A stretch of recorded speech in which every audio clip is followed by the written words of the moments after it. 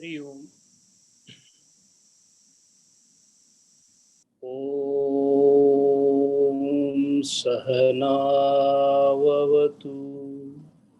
सहनौ भुनक्तु सह वीर्यं करवावहै तेजस्विनावधीतमस्तु मा विद्विषावहै। ओम शांति शांति शांति। समस्त जन कल्याणे निरतं करुणामयं नमामि चिन्मयं देवं सद्गुरुं ब्रह्मविद्वरम्। ओम श्री चिन्मय सद्गुरवे नमः।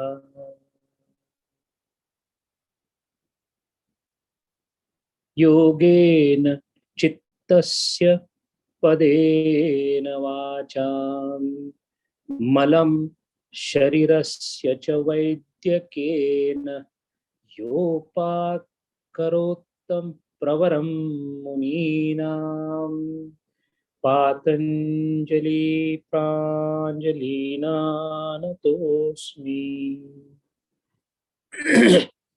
हरि ओम।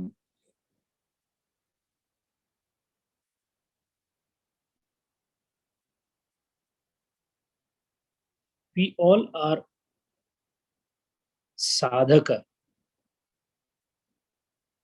We all are trying to do something because we are sure that what we are doing is not giving us what we are really desiring or aspiring for. We have aspired and desired enough for the world. In our early youth, we have seen the dreams of money, power, achievement, success, upward mobility, beautifying ourselves, decorating ourselves, priding ourselves amongst the friends, relations, trying to show everyone that I am different and I am superior to others. All that we have done. And very few of us have come to a point that there is something wrong with us, and there seems to be everything right with some rare individuals like Gurudev.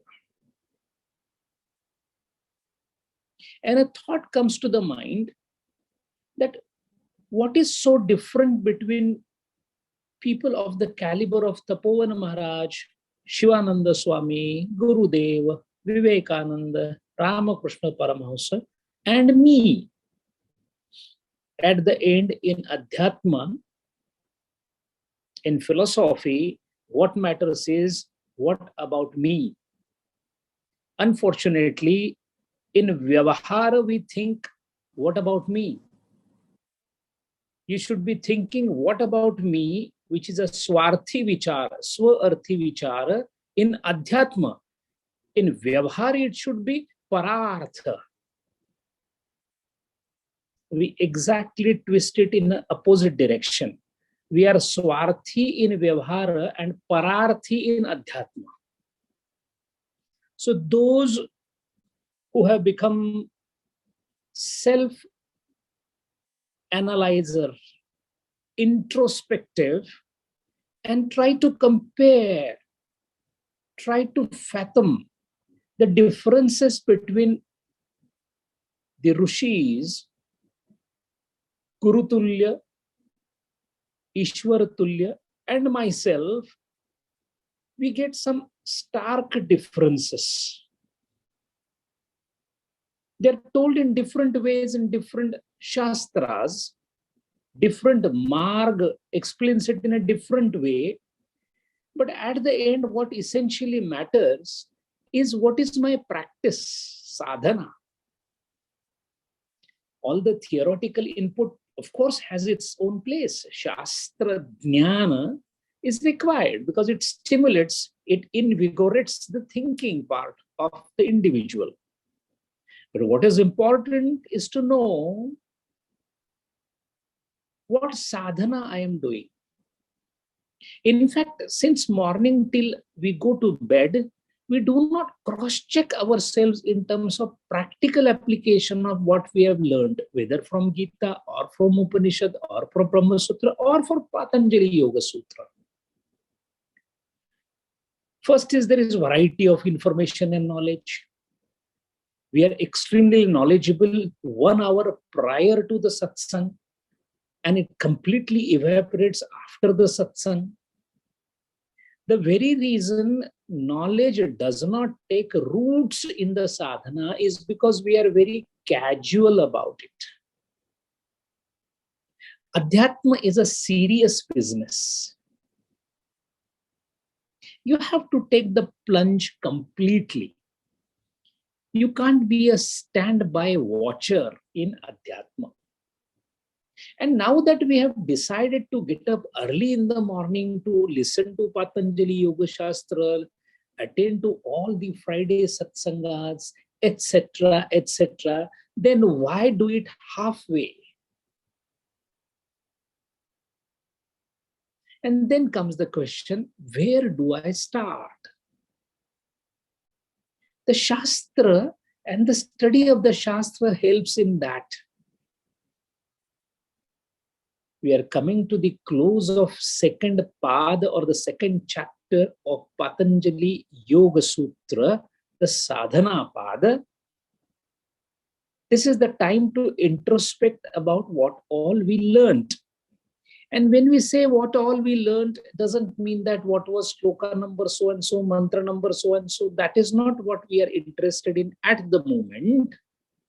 We are interested in formulating a vichara dhara, the thought process inside our mind, so that as a gist of whatever we have studied in these first 2 samadhi and sadhana pada, we should be able to mold our sadhana accordingly.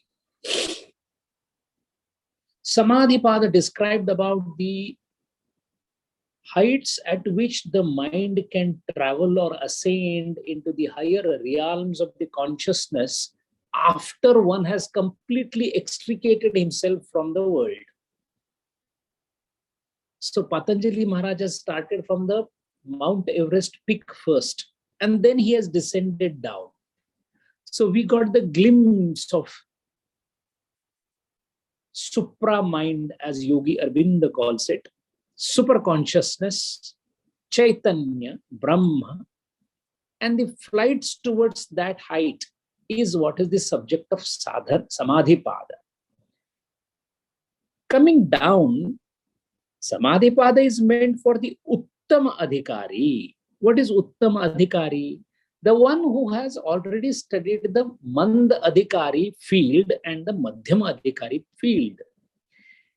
As an analogy, we can say that the one who has passed the graduation is now eligible to enter for PhD, which is the final frontier of education.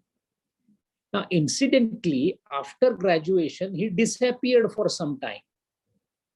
And again, he came and applied to the university, and he was given admission because he had the certification as a qualified person in graduation.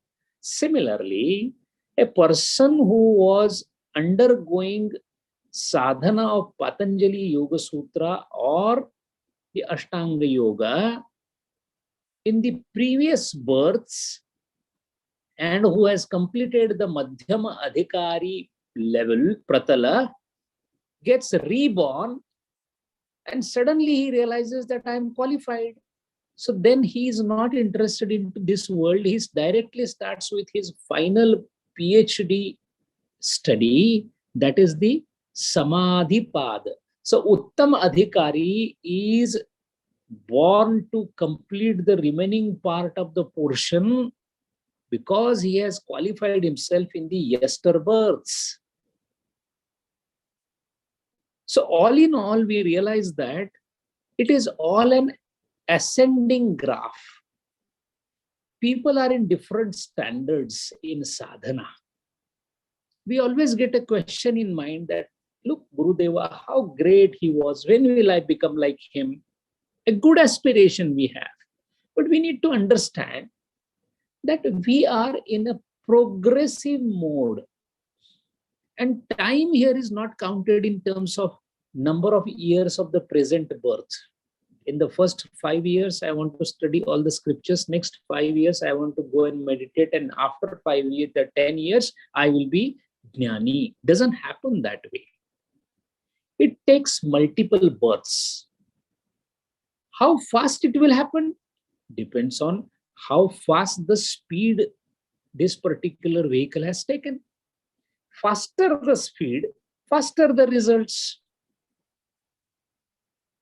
A person of Vivekananda's stature was born with 9/10 of his brain constantly in meditation, as told by Ramakrishna Paramahamsa. How did this happen? Because he was already in that state in the previous births. If that was the case, then where do I stand? I have to cross-check myself. How do I know my placement and the speed? By looking around where I was when I was 40 years old, where I am when I'm now 60 years old. We have to apply the yardsticks. What are the yardsticks we apply? We'll apply the yardstick of the value system that is inculcated by the sadhaka. How much in control of mind I am is the yardstick. If I am swayed by the mind, my speed of progress in sadhana is not very high. More the control of the mind, more is the speed towards perfection. That means the central yardstick by which the sadhaka can evaluate his own progress in sadhana is by observing himself and finding out what is his relation with the mind. Mind is the single yardstick of knowing the spiritual progress.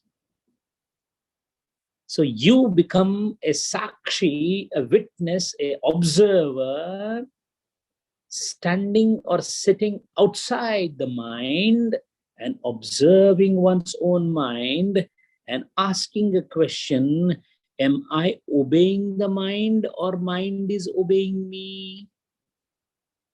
This brings us to two clear-cut definitions. One is, there is a world that stands in front of the mind, and there is a world that is behind the mind. There is a screen on which something gets projected, and there is something behind the screen, which is the projector. So first thing first, whatever is in front of the mind has to be corrected and tuned up properly. Otherwise, what is behind the mind can never be fathomed. So all along, all the Shastras and all the Marga, they have focused on tuning ourselves in the transactory world. So what is there in front of mind, that needs to be tuned up properly because it is completely messed up. We are subject to the vagaries of mind. We are afflicted with all the diseases of mind. So that means what we see in front of mind is mind followed by Indriya, followed by Vishaya. So mind, Indriya, Vishaya, when they come in one line, they create havoc. And who are we? We are nothing else but a supposedly apparent personality tossed by the line alignment of mind, indriya, and vishaya. So what is wrong here? The mind is wrongfully engaging indriyas into the wrongful association with the vishaya, leading to the erroneous impression about the life. So instead of correcting the mistake in approaching the world of objects through the indriyas by the mind, we are trying to indulge more and more into it and trying to correct it. So one fine morning, we feel that I must go and visit a temple. And vainly hoping that one visit to the temple would align these things in a proper manner, which has not been aligned so far properly. This cannot happen. So whatever is in front of mind, the world in which we are immersed is a world which is at the mercy of the mind. As long as we, who are not the mind, are at the mercy of the mind, sadhana can never begin. Sadhana means fine-tuning whatever is in front of the mind first. The study of Shamadama, Shataka, is nothing else but tuning what is in front of the mind. Similarly, Patanjali Yoga Shastra tells us that Ashtanga Yoga is the remedy for correcting what is in front of mind and then coming on the back of mind and also exploring the new world, not the world that we see. Transactory world or the Vyavharika Vishwa is in front of the mind, and there is a completely different world behind the mind. So before the prasthana is made, you have to do the show properly and then pack up the show and start walking towards the ipsita, that is the predetermined place or the destination. And that is why, depending upon where you have started the journey and where you are standing or have reached, your adhikar is defined. I have not done anything in my life. All my past births, I was only finding and fiddling with vasanas and desires, didn't know that there is a person called Patanjali exists. Even today, majority, and may I dare to say about 99%, do not know what Bhagavad Gita is. So the one then who somehow, because of his little bit of punya, comes to hear about a word called Bhagavad Gita or Patanjali Yoga Sutra, then decides to attend it through satsanga. By that time that birth is over, in the next birth, then he decides to little bit take it forward. So that is how slowly the momentum is picked up, depending upon how much this sattva guna is on rise, rajoguna is in check, and tamoguna is being reduced. So such a person who has come to a conclusion may be like us. Otherwise, why would we get up early in the morning to listen to Patanjali Yoga Shastra? That means we did some study earlier that has propelled our mind to think, why not to attend Patanjali Yoga Sutra? And now that we have pushed ourselves up to this point, it is better to give a little further push to get deeply into it and then realize that Patanjali Maharaj is saying that if you have seriously started thinking about yourself and you know that you have not done anything, any serious sadhana earlier, then you are a nimna or manda adhikari. So we should be all happy to call ourselves Manda Adhikari, because at least we have become some Adhikar we have. So what a Manda Adhikari should do? A Manda Adhikari should be setting up the world in order. The thing in front of mind, that means this transactory world or the Vyavaharika Vishwa has to be kept in order, perfect order, before we wind up and start going behind the mind. Mind well, we are going to fine-tune the mind, fine-tune the world, and let the world continue as it is, so that it doesn't bother us when we start our journey behind the mind. And why this is so? Because we are going to snatch the mind, take it in our hand, and then walk backwards towards the source. The mind is no more going to remain present in the world. So the world should not keep shouting for the mind, crying for the mind. So the world should be completely at standstill and shant. Then only you can take the mind in your hand and start walking towards the destination. So first thing first. First thing is what is in front of the mind, which is operated through the Indriyas for the objects, should be kept in absolute fine tune, so that it doesn't create any chaos, shouting, crying, and calling for the mind.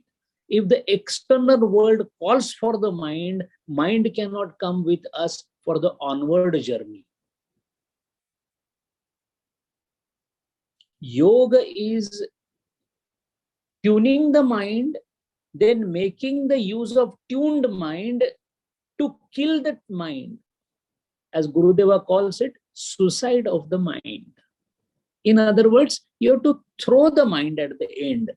But before throwing the mind, first, what mind minds, that means the world, has to be kept in perfect order, so that the association between mind and the world is completely disconnected. And when you disconnect from anything, when you forget, then you are disconnected. That means the mind should be in a position to forget the world. The skill of working for forgetting the world by mind is called Bahiranga Sadhana. It is Bahiranga because it is on the projection of the mind. Once Bahiranga Sadhana is over, then we start Antaranga Sadhana. Antaranga Sadhana is with the help of the mind, which is no more attached to the world. So the one who has already reached up to the point where he has almost taken the world into retirement, he is a Madhya Adhikari. All he needs to do in this birth is, he will just do tapa, Ishwara Pranidhana. That means he is a Kriya Yogi. He is giving a final push to the mind, so that now he is about to leave the mind, in the sense now he is about to leave the world and take the mind with him for the further journey. But people of Manda Adhikar,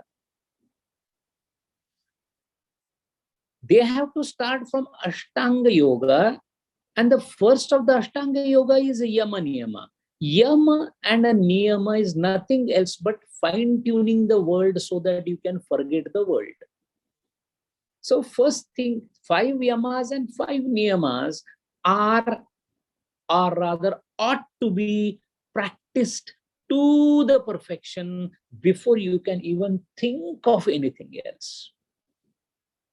Let's have very clear ideas in the mind. Anybody these days gets up and says, I'm sitting for dhyana. I do meditate every day. Sir, these are very bold statements. Be careful about what you are saying. Dhyana is after pratyahara and dharana. Sir, it's a distant thing. A first standard student, if starts saying that, these days I'm reading about theory of relativity, it is all right. Maybe the elders will say, oh, see how beautifully he's talking, but it has no substance. It is an entertainment. First thing is Yama and Niyama. Yama, Satya. ahimsa. What is ahimsa? Be the way you are sent in this world. How you are sent in this world? Like a baby. What does a baby do? She has no ill feeling about anybody. In fact, there is no feeling in the baby about anyone except the mother. And that is the feeling of love towards the mother. Nothing else it has in the mind. What is ahimsa? Ahimsa is having such kind of a feeling where the world is not a place where you feel hatred, anger. No. World is there where it is. When you're swimming in the water, do we say or do we think about the water, its position, its quality? No. We just take the water in stride and start swimming. We have no feelings about water. We just see there is a water, I want to swim. I swim, I come out. No one says that, I went for swimming. Let me tell you what the water said to me, how the water was. We don't talk even about water simply because I went for swimming. That means me and association of water with my body did not make any difference to me, but actually it gave me enjoyment because I floated for some time.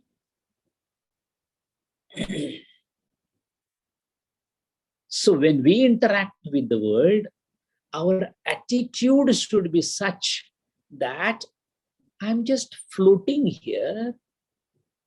I have nothing to lose or gain. I have no qualms in my mind about these things around me. And when I don't have that in mind, because even to have welfare in mind, somewhere there is a fear in the mind that I may not do welfare. Sarve bhavantu sukhinaha is a feeling when there is a fear that sarve may not be sukhinaha. When we reach perfection, when you don't know sorrow, why would we pray for releasing the sorrow? But the step-by-step approach is by viparita bhava, pratipaksha bhavana. What we do? You start loving people so that you don't get hatred in the mind. This is an antidote. After the antidote, when the disease is cured, you don't require to take medication because you become epitome of love.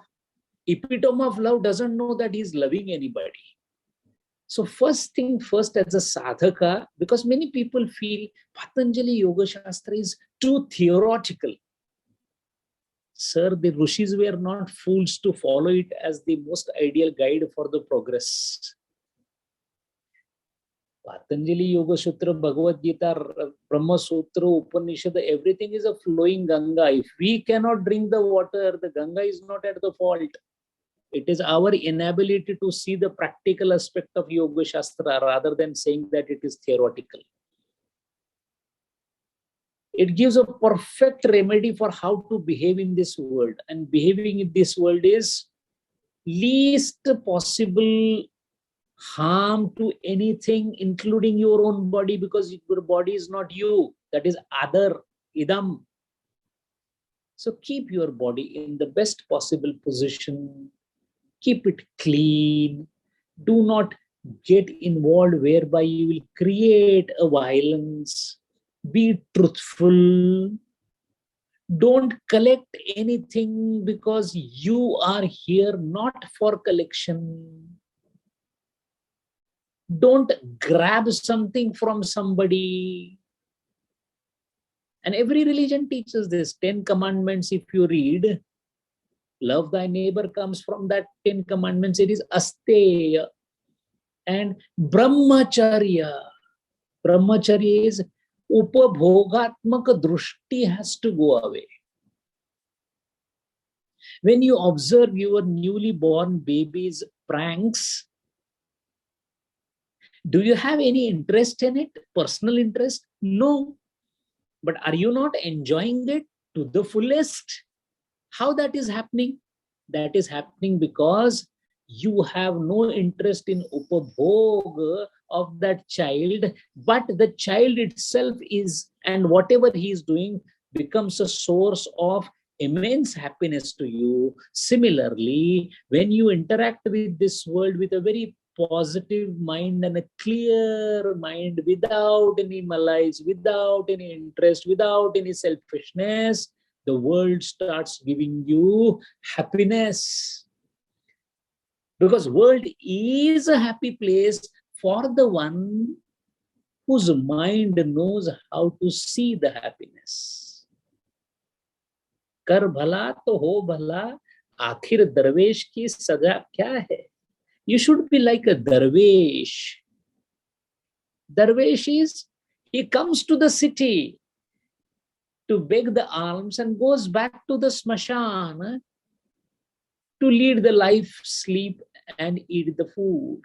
He is in the smashana, he is in the city. But the contact between the smashana and the city is only for the necessity that is required. He sees everything, but he's not into anything. It is called fakir. Fakiri vritti. Fakir means there is no fikr. Fikr is worry, chinta.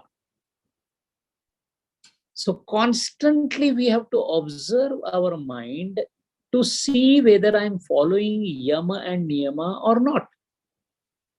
When mind thinks about the thoughts, it is chinta. When mind thinks about the mind, it is a chintana. I was thinking of making some money. Chinta started. I was thinking why my mind is behaving like this. Chintana started. We are supposed to do chintana. Speak constantly to yourself.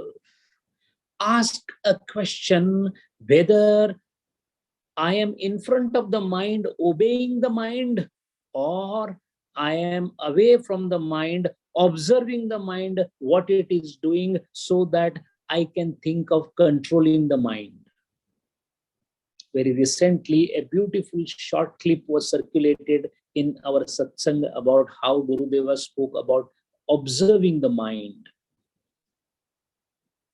Those were pearls of wisdom. Read carefully what Gurudeva has said. Observe the mind, and you will come to know so many things. It will bring you shame, guilt. It will make you think. We are constantly observing the world, not the mind. Our problem is we are immersed in the world. We constantly observe the world. And what is our world? Our wife, our child, our friend, our office, our society, our nation, our community, our leaders. We constantly focus on them. Sir, leave the world where it is. Leave the world, what is happening there, the corona, this, that. Take care of yourself, do whatever best you can do for the society, but don't get the crap into the mind. It is a wastage of immense power, the virya that we have. We need virya for thinking. We need virya a lot for our progress. Do not dissipate the energy into stupid things. The idiot box drains away our energy. The idiot talk drains away our energy. Be in solitude. Have least possible contacts. Manage whatever little world you have in a fine-tuned condition so that more and more energy is conserved. Observe the mind. Be away from the mind as a master of the mind as many times, as much time as possible. Notice the slippages. Oh, that was the time. I was a diabetic. It was Diwali. Mithai was there. I do not know when my hand went there and I ate the mithai. Think about it and realize that, well, mind took me for a ride. Mind was not under my control. I got under the sway of mind. Not to get swayed by mind is called discipline. Abhyas. Abhyas is constantly observing the mind and not letting ourselves come under the sway of mind. So when constantly one who observes the mind only can observe yama and niyama. If you're observing the mind, you realize that I was about to speak a lie and you prevent it.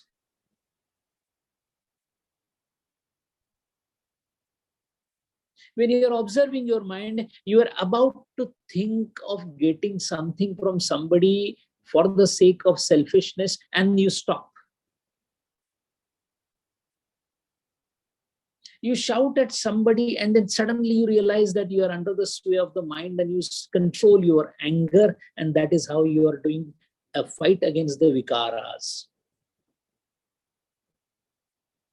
Once the yama niyamas have purified yourself and every single step taken into following of yaman ultimately leads to what it leads to, we start getting the results right away. Start feeling some amount of happiness, you do not know from where it is coming. Life starts becoming less complicated. The things that are happening in the life, the problems and the strife doesn't bother you anymore. You're not under stress. You're not under chinta because you are doing chintana. So the progress from chinta to chintana is nothing else but the sadhana and following of yama niyama, which the Patanjali Maharaj has said. After the yama niyamas are, as they are getting practiced, simultaneously practice the asana. What is asana? Now that you have started dealing with the world in an effective manner, the world stops bothering you. Only when that nagging of the world is down, now you can stay and sit at one place. The reason why we are not able to sit in solitude is because the world is constantly nudging us, constantly pricking us. Now the pricks from the world go down because I'm following yama niyama. Yes.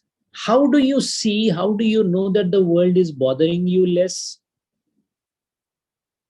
Very simple criteria can tell you that. Your WhatsApp messages go down. Stupid forwards and circulations go down. Calling unnecessarily 10, 50, 100 people and talking to them about a long time no see, what is happening, what are you doing, when are you coming, I will come to your place, please come, let us enjoy this, that. Not required, sir. Half of that is a show, 90% of that is a show. Why do you do that? Satya is one of the yama. Why are you behaving asatya way? Fine. Those who really love you will remember you, will keep in touch with you, even there is a gap of communication for 3 years. One of the easiest way to know how less you are immersed in the world is to see the missed call in your phone. If your last missed call is 3 months back, you are definitely detached from the world. And if 10 missed calls just because you went to the bathroom, that means you are too much involved into the world.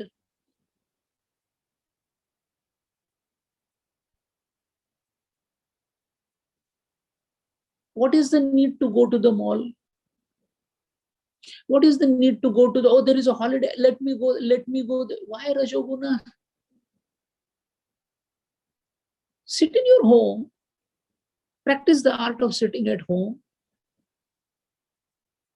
Wednesday evening, I'm going there. Thursday evening, I had told that gentleman, that family, 13th, we were supposed to meet. And again, 18th, I have to go to India. And 19th, there is a marriage. And 20th, there is, what is happening? Sir, you are acting against the sadhana. Don't try to justify it saying that, these are relations, what to do with you. Very boldly, we have been told by the Rishis that even mother loves a son because of Atma Prema. Are we trying to tell us that Gurudeva was a stupid so that he reduced the contacts with his own father and other brothers and everything? Why do you think Tapovan Maharaj left his own brother and left for Himalayas and never ever wrote back to him? Were they fools? They were yogis of highest order. That doesn't mean you start snarling at everybody and cut the relations, and that is again himsa. Be good to everybody, but reduce the exposure. Once you reduce the exposure, then the Yama Niyama gets followed to the T. Once Yama Niyama gets followed to the T, then what happens is we are able to follow third step, which is asana. In asana, it starts with, first of all, having a time to sit in solitude. When you sit in solitude, what will happen? Physically, you are not in the world, but your mind will go into the world, because you may not call somebody, but you can definitely remember somebody. So the smrutis or the memories will start playing their games. All right, that is the second line of enemy. First line is vanquished. Visible, obvious, pratyaksha pramana, whatever is there in the world, once you reduce that and get some time in solitude to sit at one place, the mind will come to haunt you with its invisible hand called memory. And that is always about past and thoughts about the future. Remorse about the past and anxiety about the future is a Ramamana Kshetra of mind when it is not interacting with the world through the Indriyas. When Panchendriyas are not working, Shashtendriya, the mind, works through the memory. So what do? Eye contact, everything I reduced outside so that the world is now, there is no bombshell coming from any quarters on my house. Fair enough. I have started sitting at one place, solitude. Now what will happen? In the first phase of solitude, there will be always an impulse coming to say, get up, let us go there, get up, because the Rajoguna will keep bouncing upon you. Hold on. After holding on, maybe you'll be able to sit in the house. You don't go anywhere, but you keep thinking. Now the world becomes your mind. The external world is gone, but the inner world, which is created already in the mind, that will come to haunt us. In order to deal with that, Patanjali Maharaj gives the next solution. Yama Niyama is the solution for the external world.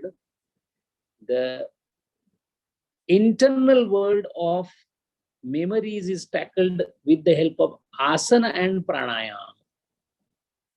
When I'm sitting in one place, a sthira sukhasanam, and I'm breathing properly, to breathe properly, I will have to think and focus of the breathing.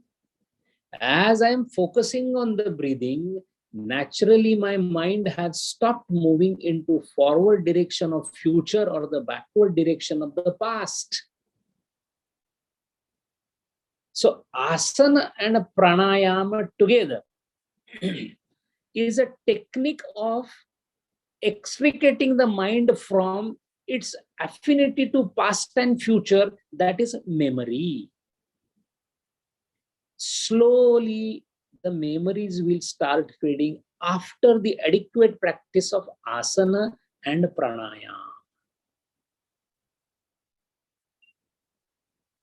When you want to be away from the sweets because you're suffering from diabetes, in the beginning, you are not able to control it. But as you practice it, then you realize that I do eat sweets, but only in Diwali, not otherwise. I have stopped purchasing from outside. Stopping it, purchasing from outside is Yamaniyam. But after it has come inside the house, I decide not to eat from the first day, only second day of Diwali I will eat. then I will eat, but only this much, not in big quantity.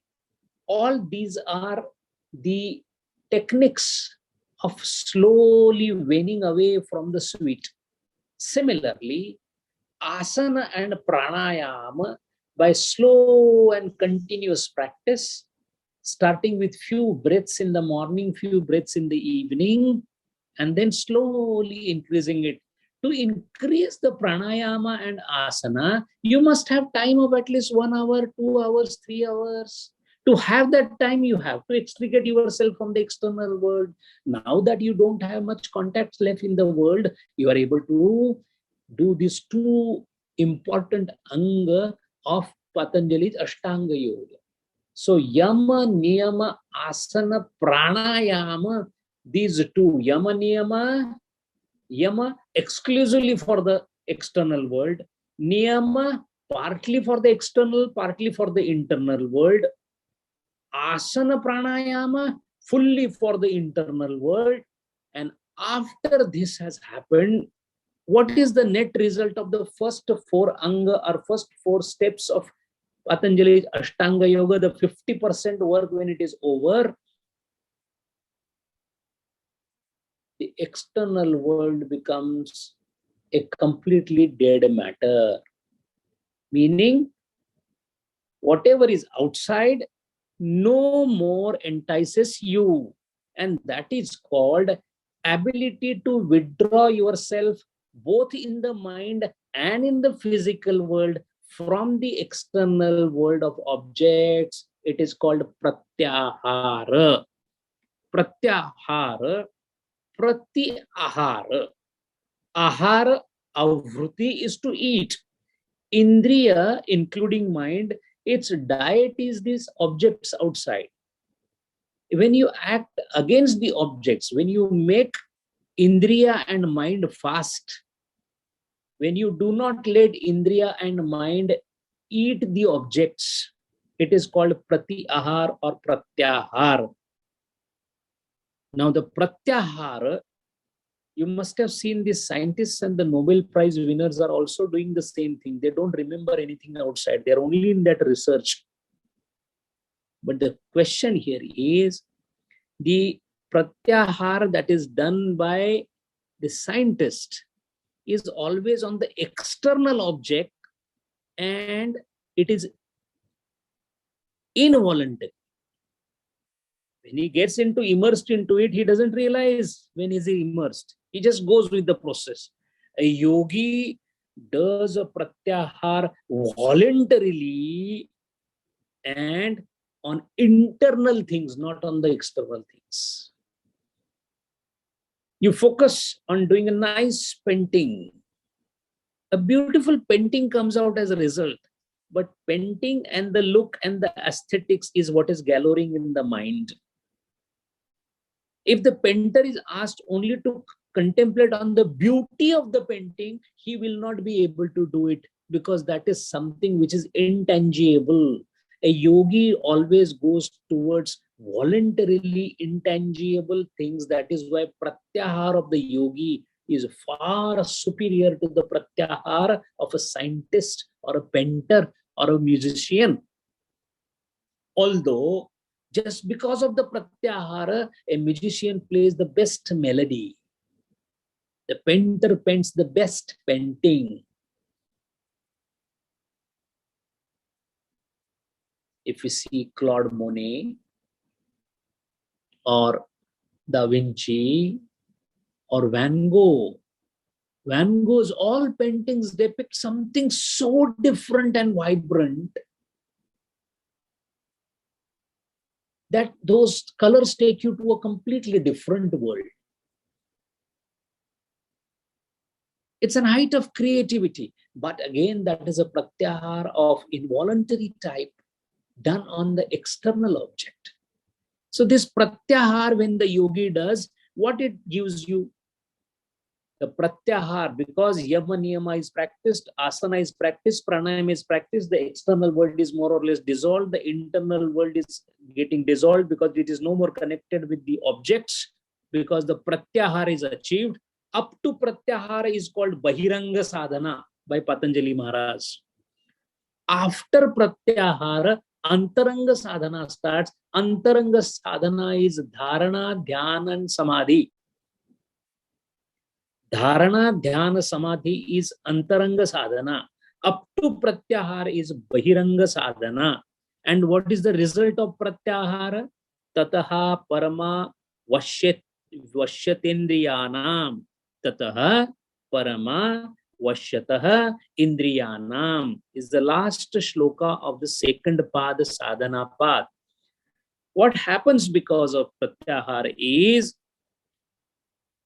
the phalam of the pratyahara is being told in this 55th or the last sutra.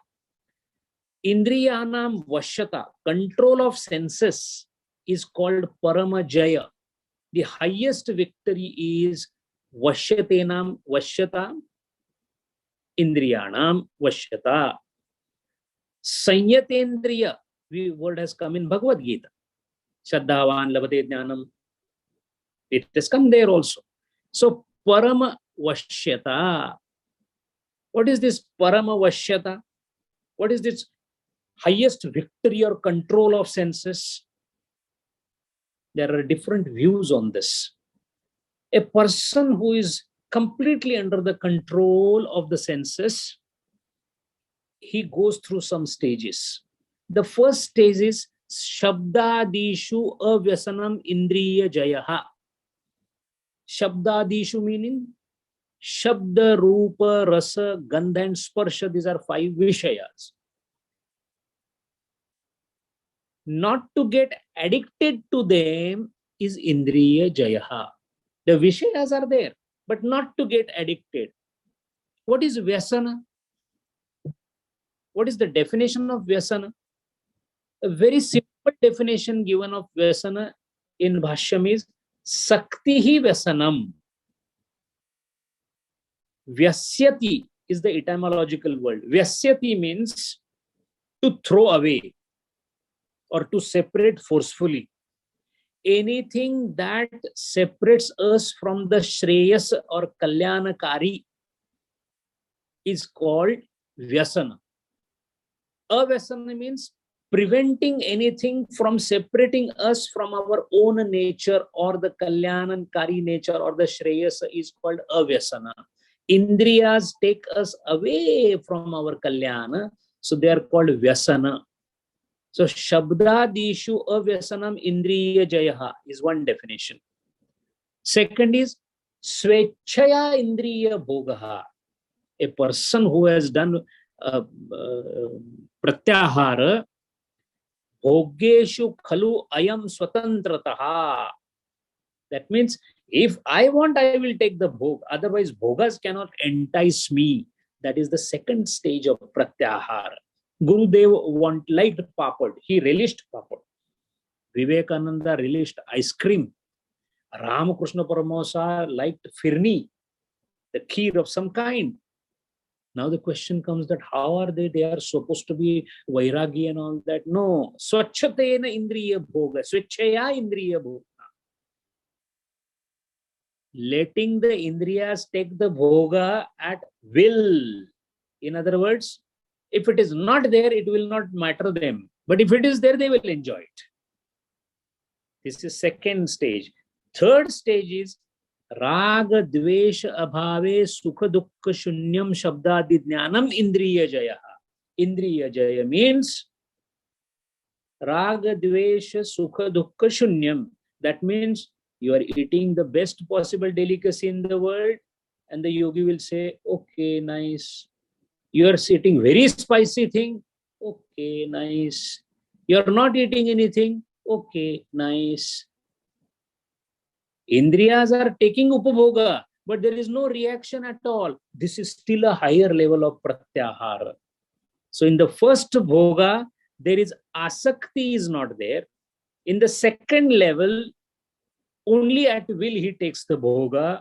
In the third level, the bhoga fails to attract. But according to ancient Rishi called Jaigi Shavya, the highest pratyahara is he is not aware of the bhoga itself. And when can that happen? When chitta ekagrata is there is complete absence of bhoga of vishaya because of ekagrata, and that is called the highest pratyahar. After the highest pratyahar, then the antaranga sadhana starts. Yama niyama asana pranayama pratyahar uktani pancha bahurangani sadhanani. So Patanjali Maharaj says, so far what I spoke to you is Bahiranga Sadhana, spoken in detail. Yama, Niyama, Asana, Pranayama, Pratyahara has been explained in detail.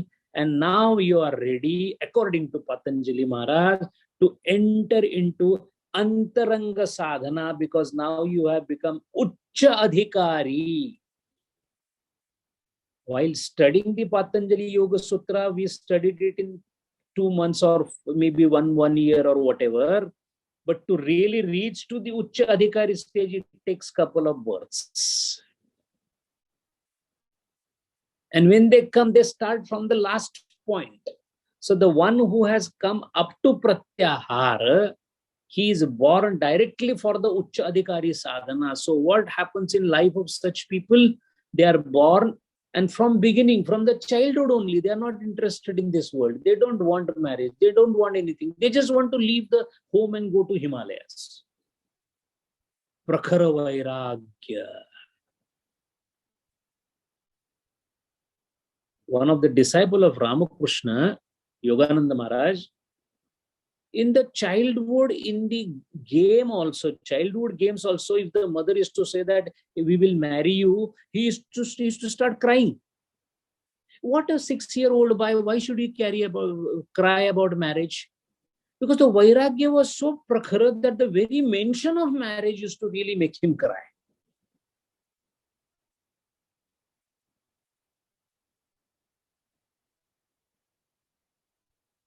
Mahashay, one of the disciples of Ramakrishna Paramahansa,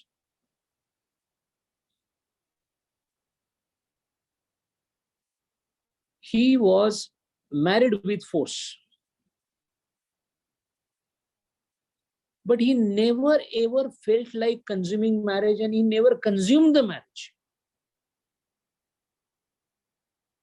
Vivekananda Maharaj used to respect him a lot.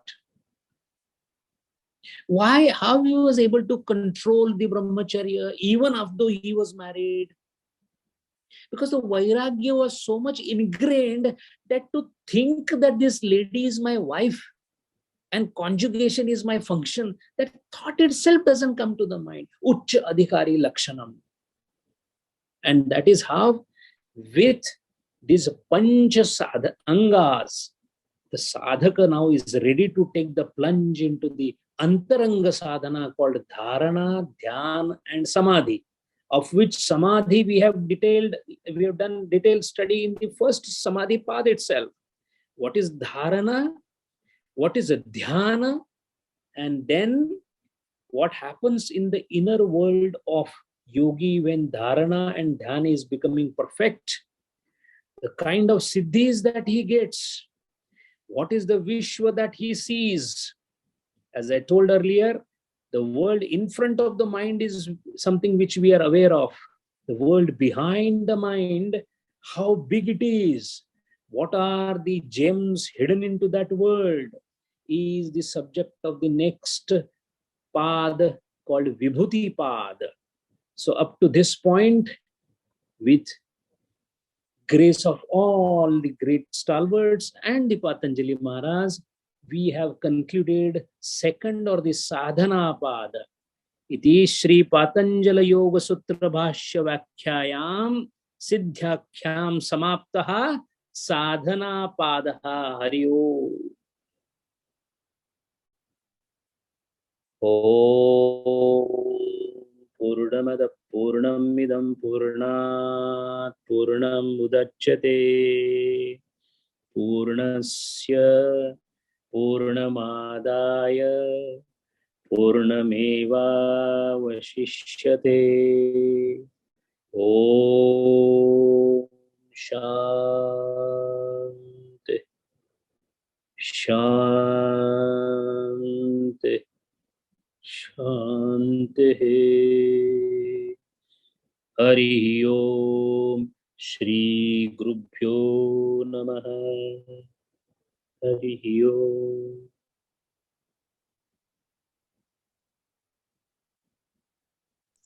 Hari Om Sanjay ji will open for questions. Hari Om Sanjay ji, Rajendran here. Ishavasyanidam sarvam. With this concept, why should we withdraw completely from this external world? Pratyahara, we can do it this way, no? You are very correct in asking the question. Ishavasyam idam sarvam is a vritti. This is a badhit anuvritti. To develop this vritti that the whole world is nothing else but the Lord, first we need to extricate ourselves from the wrong impression, then we come back with the right impression. So, sir, Patanjali Yoga Sutra or any other marga is a modality of first resurrecting ourselves by extracting the wrong alignment. After the wrong alignment is completely destroyed, then the right alignment happens. The right alignment is Ishavasyam idam sarvam. So that is why first you correct the wrong thing.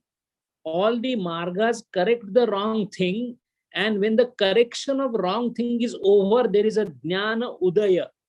After jnana udaya, what you see, because you again still remain in the world if you are a jivan mukta.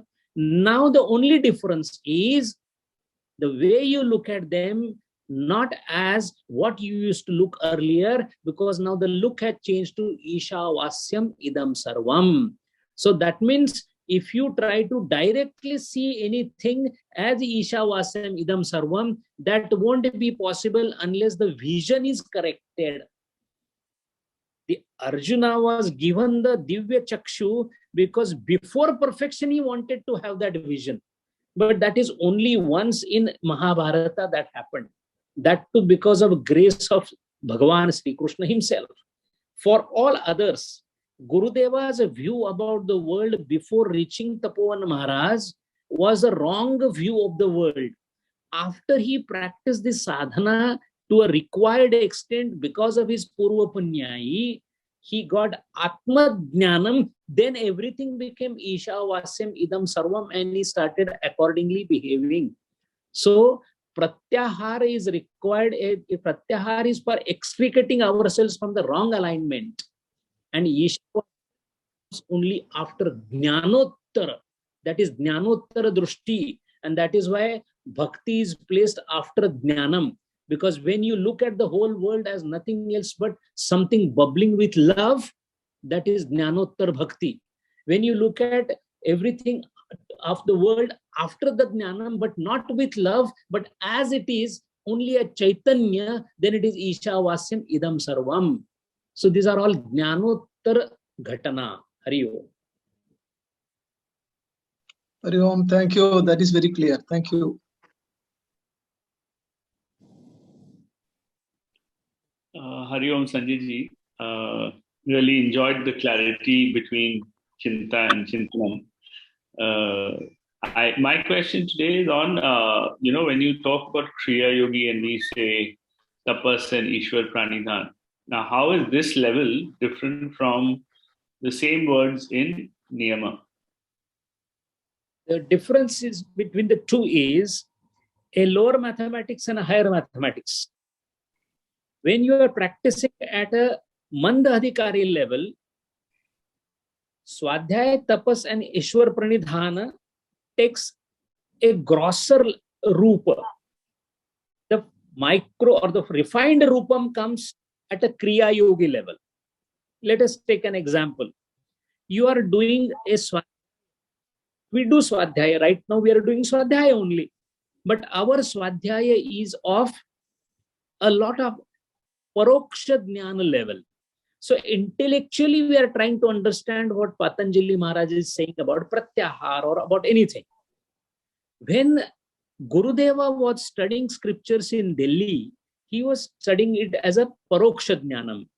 When he was with Tapovan Maharaj, he was again studying the same Upanishad or scriptures, but this time he was actually applying it to himself and trying to take the guidance of the Guru to perfect the experience part of it.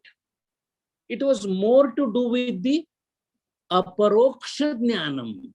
So the difference between the two is nothing else but the difference of severity. So we go to temple and the Jivan Mukta also goes to the temple. What is the difference between the two? Our going, it is not without any phalam. We feel good, it is nice, it develops Shraddha, all fine, but it is at a lower level. But when a Jivan Mukta goes, he does not see the Murti there, he sees a live Chaitanyam there. So it is elevating yourself in terms of severity or the depth of the sadhana. That is the only difference. That is why the one who has practiced Yama Niyama again holds on to the last three of the Niyama to take the final plunge. That is the only difference between the two. So a Kriya Yogi is one who has practiced Yama Niyama and has come to a level where now he doesn't have to practice Yama anymore. Only three parts of the Niyama he takes and little hardens himself on that. It brushes itself thoroughly and sharpens that particular thing so that he can take a plunge into Dharana Dhyana. Hari Om.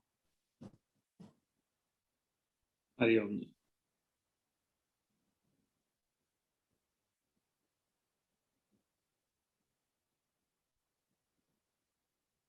Sanjay ji, just one thing, if no one is asking, you had mentioned that in Pratyahar there are 5 controls: Shabda, Vishaya, Vyasana. There were 2 more. I seem to have missed that.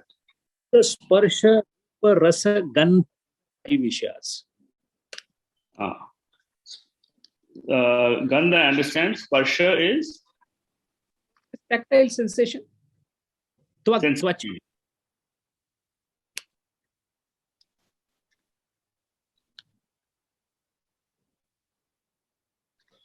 Hari Om. Sanjay ji, I just, the question is irrelevant.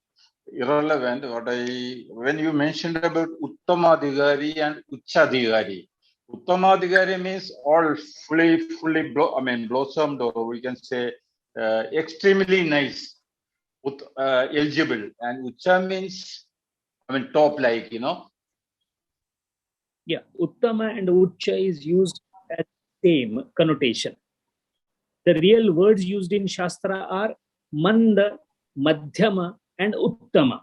These are the 3 Shastra Shabda, but we sometimes call Uttama as Uchchadhikari. Hari Om.